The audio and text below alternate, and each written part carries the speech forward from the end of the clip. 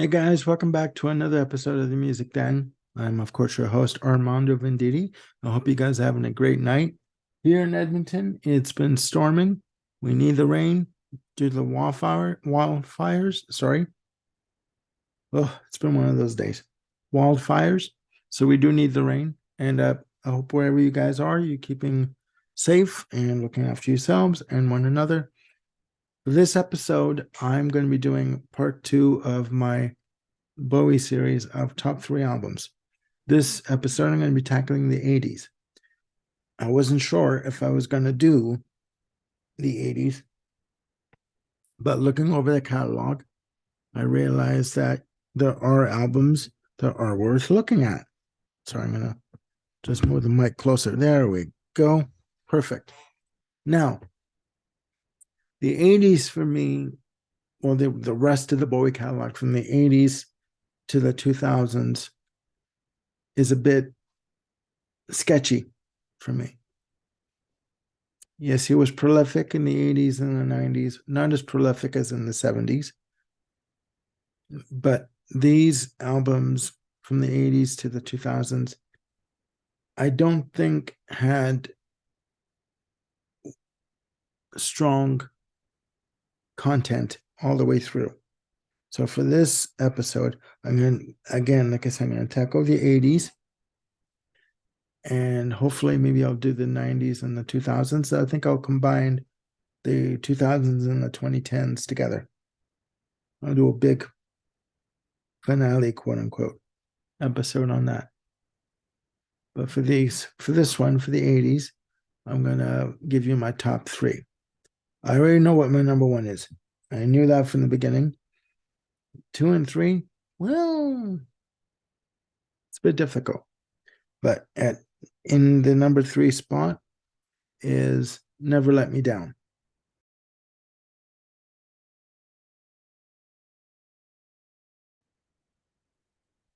Released in 1987. What to say about this album? Produced by Bowie and David Richards. David Richards, who had worked with Queen on A Kind of Magic and had helped engineer Under Pressure.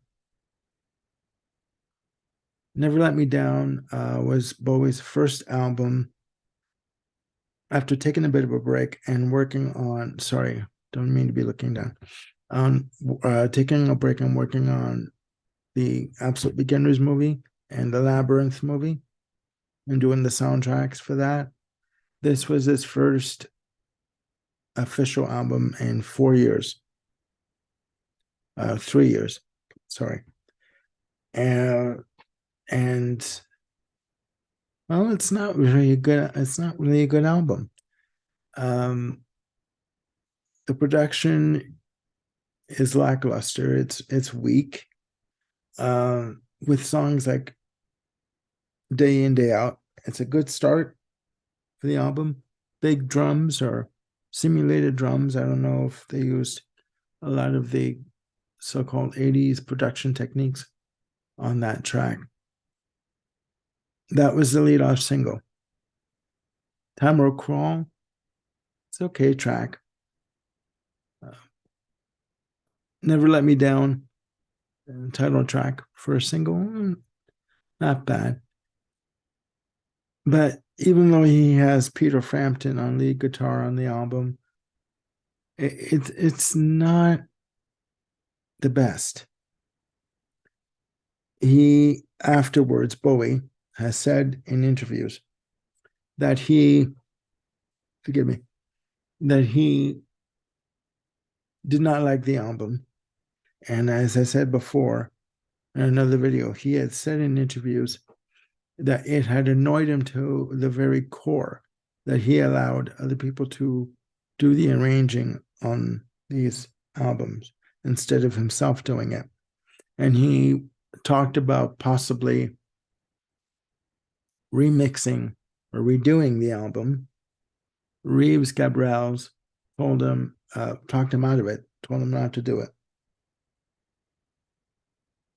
But in the 2000s, he wanted to remix the album and have different musicians on to redo the tracks.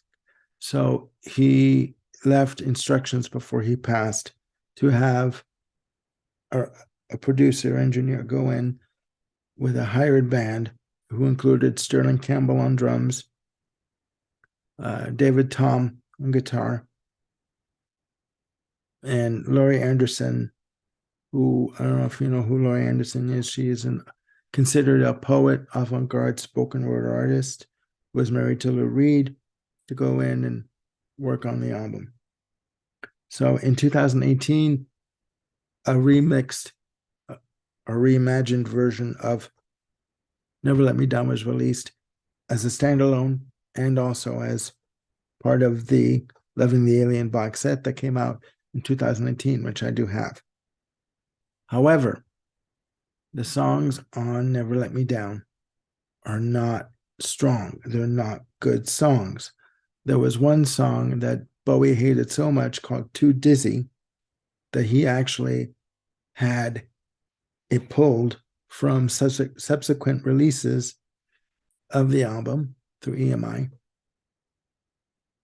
It's not a good album. So that's number 3. Coming in at number 2 is Let's Dance.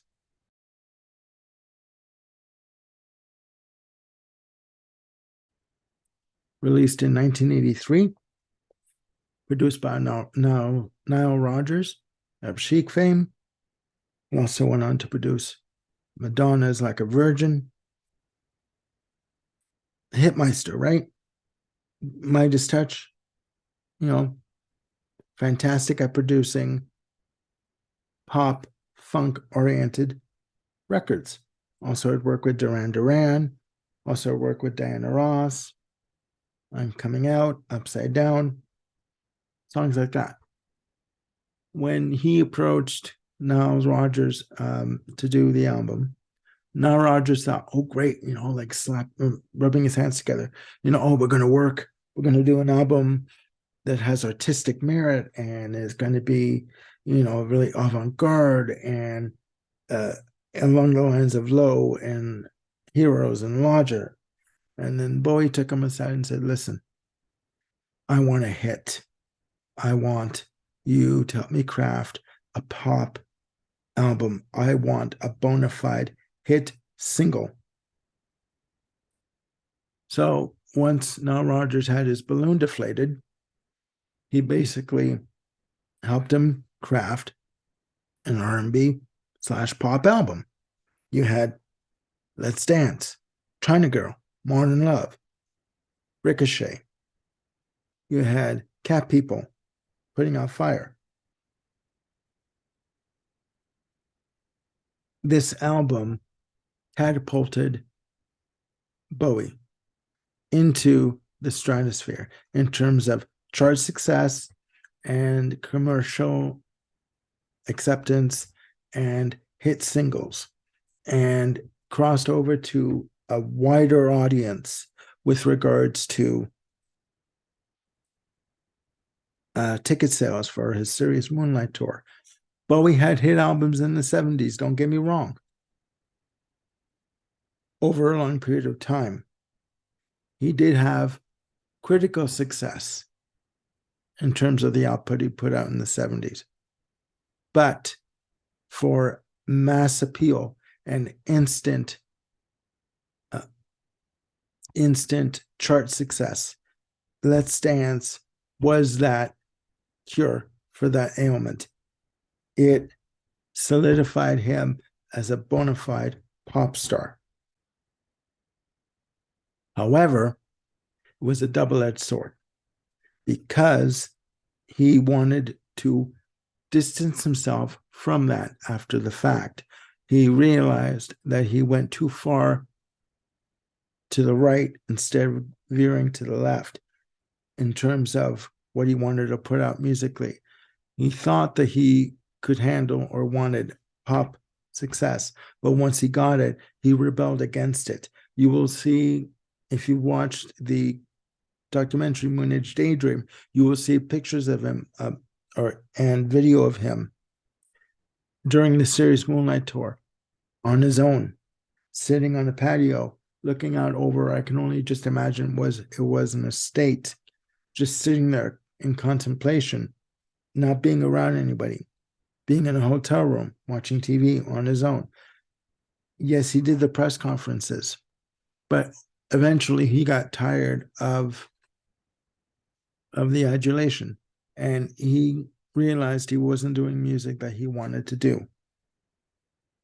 Commercial or not, acceptance or not, if you're not happy with what you're doing, you got to change it, right? So, coming in at number 1 is Scary Monsters, Super Creeps.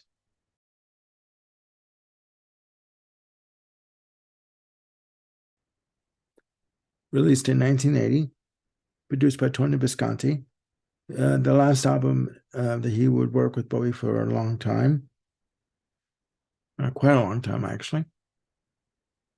The album is considered art rock, new wave, post-punk.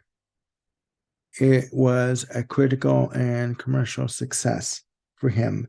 It was considered to be a comeback in the eyes of the media due to the fact that the Berlin trilogy, although Heroes was successful and Larger was successful to a small extent, Low, unfortunately, was not accepted either by RCA or by the critics. Scary Monsters, Super Creeps was the album that launched Bowie into the 80s, of course, being released in August of 80. But it brought him back to the commercial and the critical success that he wanted, with songs like Ashes to Ashes, Scary Monsters, Super Creeps, title track, Fashion, It's No Game, parts 1 and 2. You know, he had the backing band with him that he had on albums like Heroes, Larger, Carlos Alomar on guitar, Robert Fripp came back from King Crimson to work with him on some tracks. Pete Townsend worked with him, recorded some guitar tracks on for a track called Because You're Young. Even although it's been said that they put his guitar parts low in the mix. It's No Game starts off the album and ends the album on side 2. So it bookends it. And what you have in between is a very thick, layered, dense bunch of songs that have the commercial viability, but also have Bowie's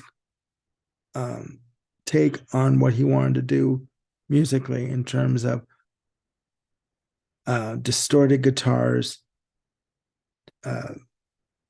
keyboard textures, loops, distorted vocals. It was a perfect combination between art rock and pop music. And it was married so well together that it's no wonder that people look at this album as his last great album. And for me, this album had to be number 1 on my list. So that's my list for tonight. Hopefully you guys like Bowie. And if you want to leave comments, please leave them down below. Tell me what you think. Do you like Bowie's 80s output? Do you think he lost the plot when he did it, while he was doing it? Do you think he never regained the mass popularity that he had from the 70s? What are your thoughts? What is your list? Please tell me. Let me know. And I think next week I will be doing the 90s. But as you go along, as I said, the output in terms of consistency and strong albums throughout is a bit sporadic. So, but that's it for now. Hopefully, you guys having a great night, and you're looking after yourselves and one another. And I am Armando Venditti signing off, and I will be chatting to you very soon. Bye for now.